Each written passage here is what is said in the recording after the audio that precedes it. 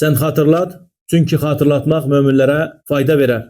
Allahu Teala Taha suresinin 124. ayetinde buyurur ki: وَمَنْ أَعْرَضَ عَنْ ذِكْرِ فَإِنَّ لَهُ مَعِيشَةً ضَنْكًا وَنَحْشُرُهُ يَوْمَ الْقِيَامَةِ أَعْمَى. Kim benim zikrimden, Kur'an'dan üz döndürerse onun güzaranı sıkıntılı olar ve biz kıyamet günü onu kör kimi huzurumuza getireceğiz. Allah korusun.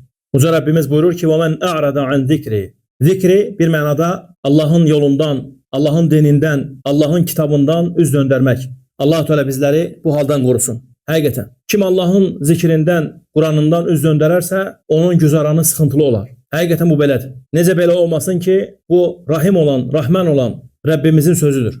Ne demektir Allah'ın kitabından üz çevirmek? Ne demektir Allah'ın yolundan üz çevirmek? Burada nəzərdə tutulan Kur'an-ı Kerim'dir.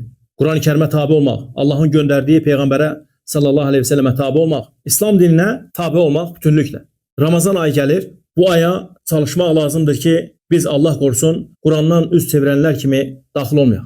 Üzümü tuturam o kardeşlerimize ki onlar hələ də Allah'ın kitabını oxuya bilmirlər. Amma istəsələr öyrənərlər. Allah'ın kitabını istəsələr öyrənərlər. Allah'ın kitabını güzel şekilde okumaq üçün cəhd etmək lazımdır. Allah'a dua etmək lazımdır. Səy göstərmək lazımdır ki mən Allah'ın kitabını güzel şekilde öyrənim, oxuyum.